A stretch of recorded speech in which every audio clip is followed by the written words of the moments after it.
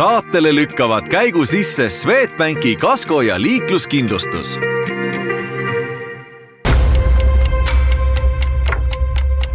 Mobile autokeskus. Järelturu Boss. Ideaalautos on autovahetus kiire ja lihtne. Meie müügisalongis ootab sind lai valik garantiilisi vähekasutatud autosid. Rootsist tellitud auto kätte vaid 7 päevaga. Autoportaalis saad lisada müügikuulutuse tasuta. Autoportaal.ee. Osta, müü, rendi.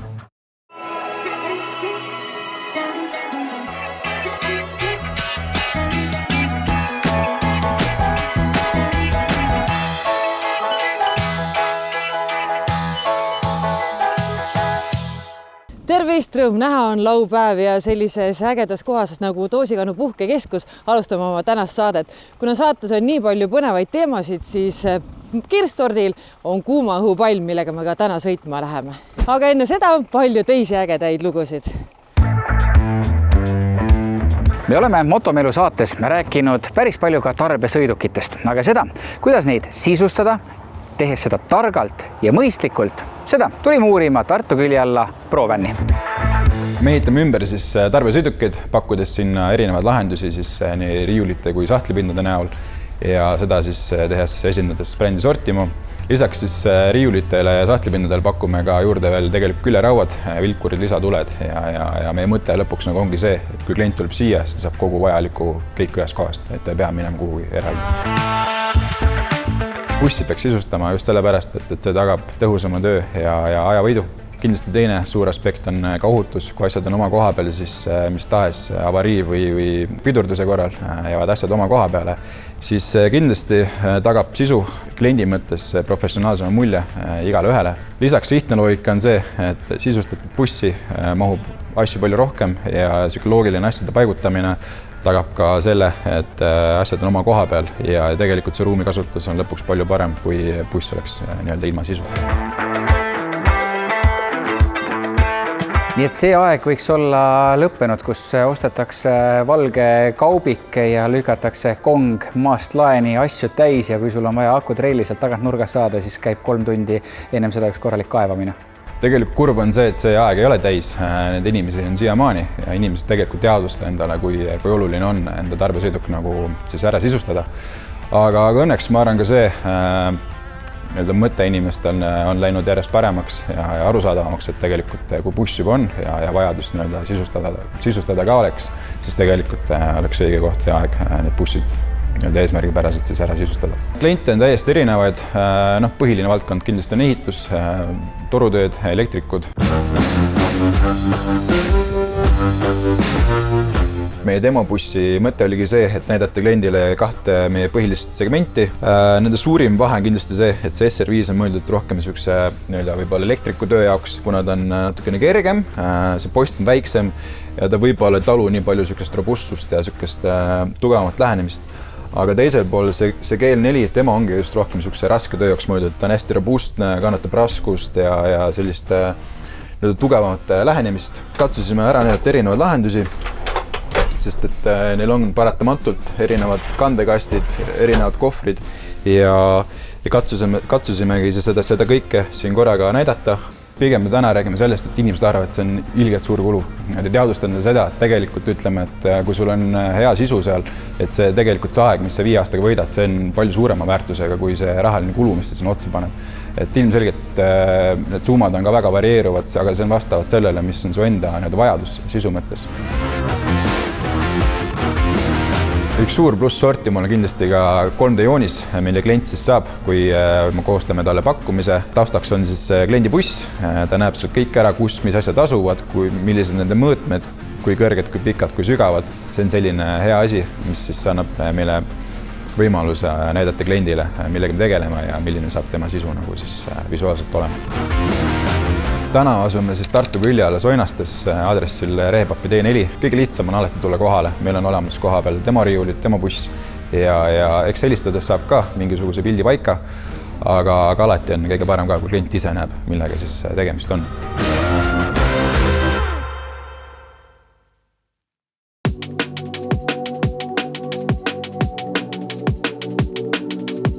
Tänaste proovisõitu teeme Kia Stonicuga. Kia Stonicu nimi ei ole sugugi uus, küll aga on see mudel läbi teinud päris palju põnevaid uuendusi. Kohe aga läheme teeme väikese ringi ja vaatame, mida põnevat siit avastada on. Kia Stonic on tõesti muutunud, et tegelikult on ta nüüd üks peaaegu et viimastest autodest, mis on siis saanud Kia uue disainikeele. Et esiosa, tuled, bumper, samuti ka tagaosa on täiesti muutunud, kuigi tegemist on ikkagi mudeli uuendusega, mitte päris uue mudeliga. Ja samamoodi on ka seest siis mudel päris palju muutunud, et tegu on sellise torreda B-klassi linnamaasturiga. Kia Stonicu puhul mulle väga meeldib see, et üle pika aja on üks mõistliku hinnaga auto tulnud. Tegemist on natuke kõrgema clearance'iga, sellise korraliku linna crossoveriga, millega on äärmiselt mugav sõita. Temaga on väga mugav manööverdada, ta on piisavalt väike, samas piisavalt palju ruumi praktilisuse poole pealt. Kõik juhiabid, kõik asjad, mis sa tahad, et autol olemas on sellel autol olemas ja arvestades seda, et selle auto hind hakkab 20 000, siis sa ei pea arvama seda, et selle raha eest ei saa midagi, et kõik, ma arvan, mis mina praegu siin proovinud olen, ma ei oskaks midagi juurde lisada. See auto seest on päris ruumikas, kui väljas paistab selline piisikene, kompaktne väike linnaauto, siis tegelikult sees on ruumi omajagu ja ka taha mahub päris kenasti.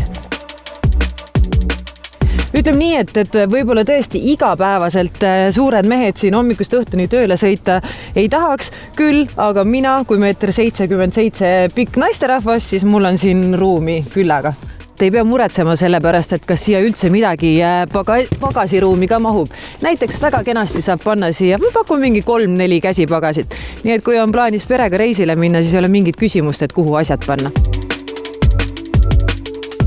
No kindlasti ta ei sobi võib-olla 7-liikmelisele perele suure koeraga, et nagu juba öeldud, et tegemist on sellise pigem linnasõiduautoga väiksemale perele, võib-olla nooremale inimesele, kes siis otsib endale võib-olla esimest autot, et kuna hinnaklass on ka üpris mõistlik, arvestades tänapäeva autode hindu, et siin hinnad algavad 20 000 natukene peale ja kuni siis 26 000 euroni. Samuti on ka siis hästi mõistlik aastamaks, mis on 60 ja 100 euro vahel ja ka registreerimismaks, mis siis jääb alla 1000 euro, et sinna 800 ja 900 euro vahele. Kui me piilume ka poti alla, siis etteruttavalt võib öelda, et tegemist ei ole järjekordse elektriautoga, vaid sisepõlemismootor pole Kia valikust kuhugi kadunud. Ei ole tõesti. Kapoti all põriseb siis mõnusalt ühene turbomootor ja on ka valikus siis ühene turbomootor kerghübriidina, nii et üks siis vähestest sisepõlemismootoriga autodest. Kui selle auto puhul võib-olla tõesti väga tahaks hakata otsima puudujääke või miinuseid, siis jah, tõesti sellist sportbüssi minekutel ei ole, aga 1-liitrise bensiinimootoriga auto puhul, mis sa siin ikka väga oodata ja loota tahad. Aga võib-olla sellise talvise ilmaga, siis võib-olla nelikvedu oleks päris hea, aga siiamaani me ei ole ka nelikveost puudust tulnud, kuigi me käisime siin Aegviidu metsade vahel seda proovimas, nii et ma arvan, igal juhul tasuks proovida, sest välimuse poole pealt on kihvti disainiga ja sõita on temaga äärmiselt mugav ja mis ka oluline, ta on ikkagi suhteliselt vaikne, mida sa võib-olla selle raha eest ei oskaks oodata. Motomelu meeskonna poolt küll igal juhul pöidlad üles väga äge auto on ja soovitan minna proovisõidule. Ma arvan, te isegi üllatute, kui palju autot selle raha eest on, nii et minge sõitke, nautige ja võib-olla on just see teie järgmine auto.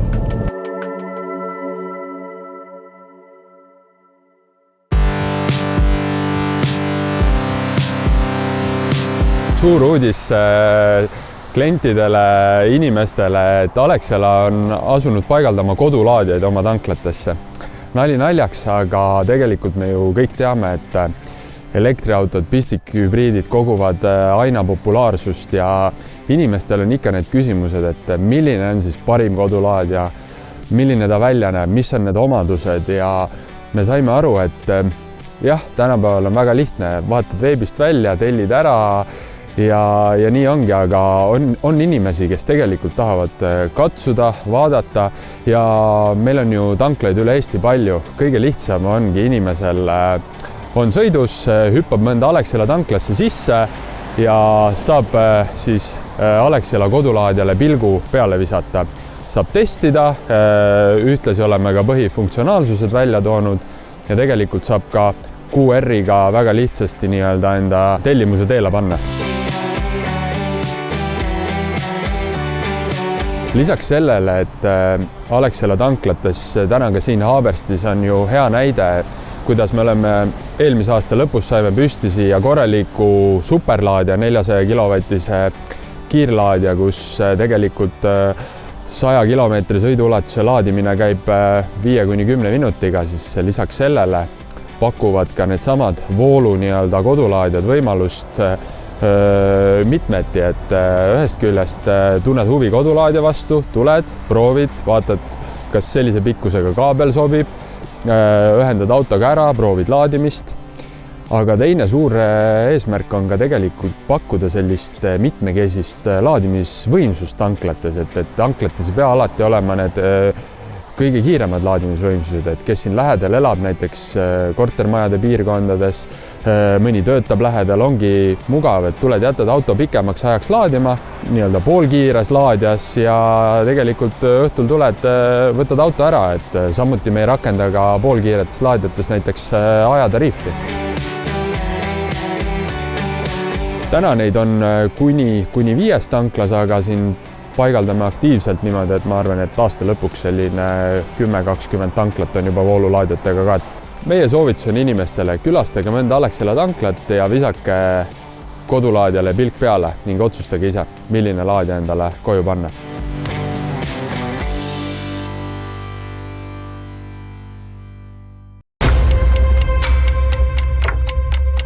Mobile autokeskus, järelturu boss.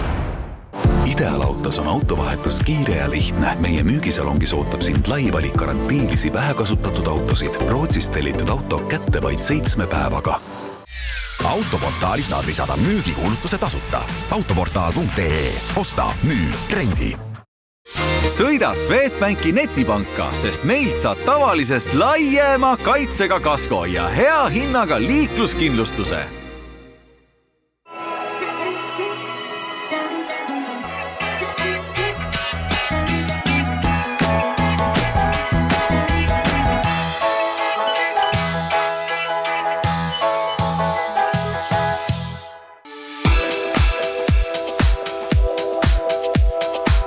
Uus kuu, uus statistika ja oleme jõudnud taas Nordauto salongi koos autoportaali jaanuari müüginumbritega. Selge on see, et domineerivad jaapanlased ja sakslased ning müüginumbrid võrreldes eelmise aastaga on üleval lausa 83%. Aga ennem tasub süveneda, mida need numbrid tegelikult tähendavad ja me seda veel ei tea. Selle asemel, et rääkida jälle mustmetallik diisel igavast Passatist, räägime hoopis mustast elektrilisest Kiast. Mustad vakstustistmed jätavad sellest Kiast igatahes vähemalt sama hea mulje, nagu on Passat. Kia istub automüügi statistikas kuskil keskel, kohe peale sakslaseid ja jaapanlasi. Ja vaadates seda hinnanumbrit, siis sul ongi tegelikult hea valik, kas sa lähed ostad 40 000 eest omale keskklassi auto või võtad 4-veolise EV6. Kui enamikel autodel on 2 aastat garantiid, siis Kial on 7. See 2 aastat sõitnud auto on veel 5-aastase garantiiga.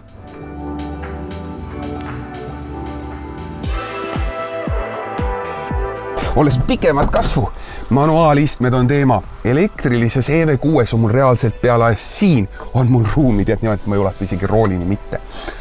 Aga elektriautost võib-olla natukene alatu rääkida peale jaanuari arve saamist ja ootusärevuses, mis tuleb veebruaris. Kui kodus laed, on elektriautoga umbes 4 korda odavam sõita kui diisliga. See tähendab, et 100 kilomeetri hinnaks on suurusjärk 4 eurot. Kia EV6-ga saab sõita ideaalsetes tingimustes 400-500 kilomeetrit. Talvel, eks kes elektriautot on kaalunud, teab, et kulud on mõnevõrra suuremad. Aga sa lased ta kodus äpis soojaks, seesugu kulusid väga palju ei tõsta ja nüüd 2 250–300 kilomeetrit võiks selle autoga olla igati läbitav distants.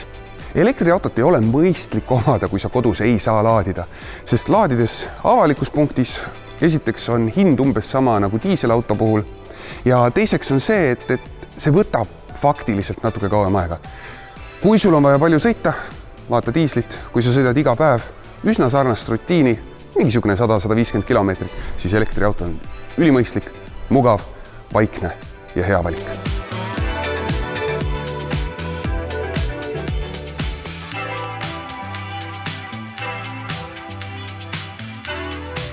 Tänases autoportaali statistikaloos ei räägime kabriolettidest ega saksa autodest, vaid hoopis sellest Land Cruiserist, mis seal statistikas ei ole, küll aga on Toyota. Miks just Land Cruiser? See on 2023 aasta auto ja maksab 60 000, ilmselt sama palju või rohkem kui salongist tulles. Aga seda Land Cruiserit sa enam osta mujalt, kui kasutatud autode platsilt ei saa. Ja mis siis, kui ei ole saada? See konkreetne auto on ruumikas, sõitnud ainult 60 000 ja automüüja sõnul on sellel päris mitu kosilast. Toyota Land Cruiser on suur, ruumikas, hästi varustatud ja sellega on sõita nagu veoautoga. Liiga luksuslik ta ei ole, aga tujada tuntud just oma töökindluse poolest. Selle auto võib-olla kõige suuremaks probleemiks on see, et ta on nii suur ja raske ja see lõhub seda autot rohkem kui mingid puudujäägid. Täpsemat statistikat mina vaata ikka autoportaalist ja mina ootan põnevusega järgmist kuud, et näha, kas inimesed panevad oma raha elektri maksmisele või ostavad hoopis uue auto.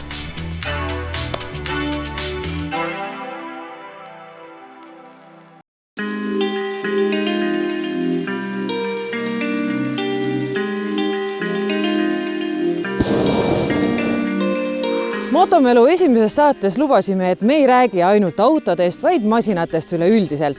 Minu selja taga on üks masin, nimelt lennumasin, ja tulime Järvamaale Toosikannu puhkekeskusesse, et kuuma õhupalliga taevasse lennata.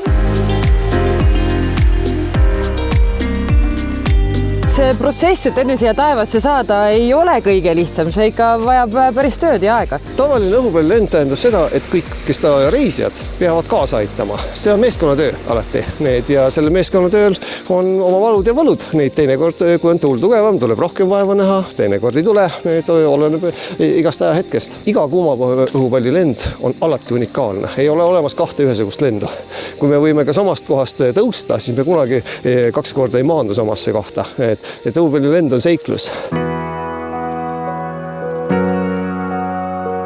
Emotsioonid on äärmiselt ülevad ja tegelikult ei olnud absoluutselt hirmus. Sätenda võhk on lausa imeline, et see talvel on ikka väga ei ole tegelikult külm, sest ma ise arvasin seda, et siin on nagu oluliselt külmem.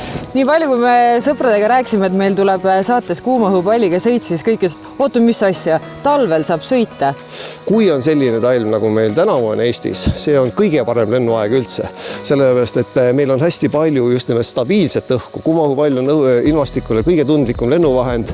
Tuul peab olema hästi nõrk. Talvised vaated ongi ikkagi võrratud härmatised, puud lume all, palju loomi näha ja talvel saab lennata ka keset päeva, mis on suvel võimatu. Suvel ma enamasti lendan ainult hommikul päiksetõusu ajal, vahel harvaga õhtul.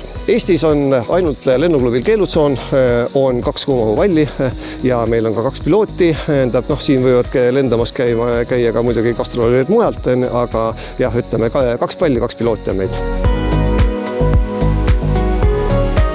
Ilmselt paljud ei ole ka mõelnud seda, et selleks, et üldse kuuma õhupalliga sõita ja juhtida, seda peab olema päris piloodipaberid.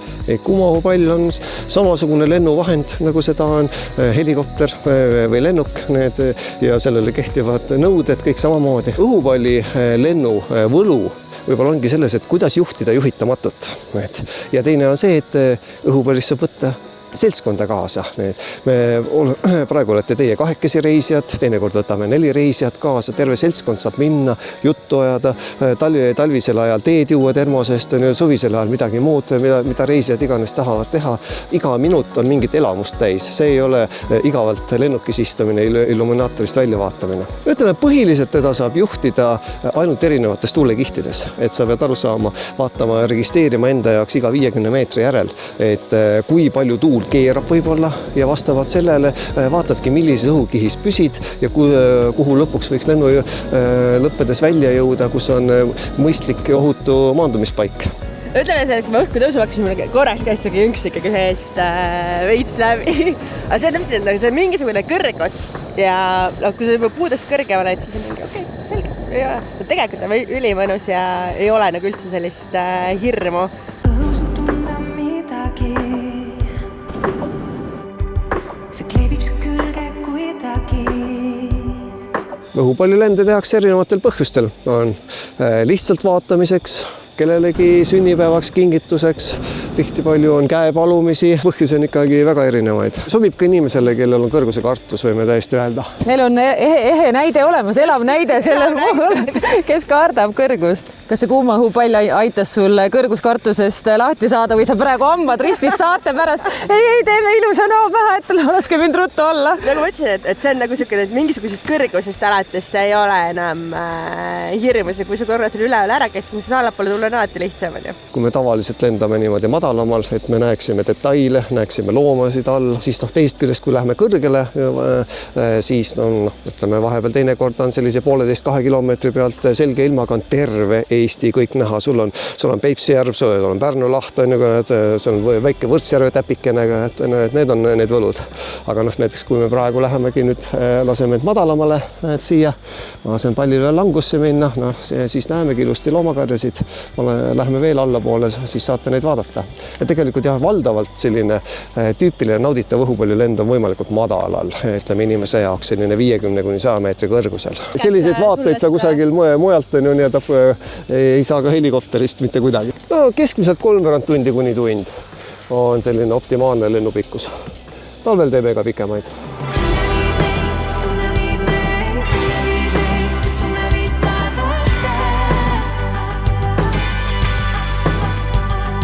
Millised selliseid põnevaid seiklusi sul siin taeval juhtunud on, mis kohe meelde tulevad?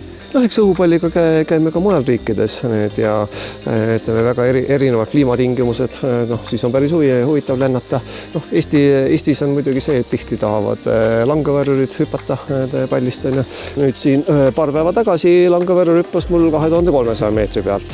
Et oli hästi korralik karge, -20 hommikul, seal üleval oli siis, võite arvata, ütleme mingisugune 12–15 kraadi veel külmem.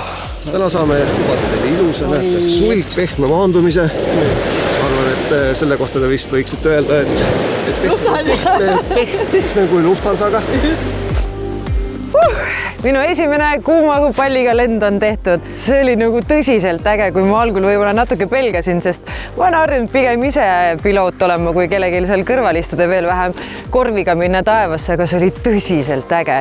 Ja seal ei olnud külm ja see vaade sellise ilmaga, kui me alles käisime saanidega sõitmas, mis oli üliäge, siis taevas seda kõike loodust vaadata on lihtsalt uskumatu. Et see oli, ma arvan, et esimene kord ma ei ole kuulnud, et meie juurest oleks varem kuuma õhupalliga õhku tõustud ja kindlasti see ei jää viimaseks korraks.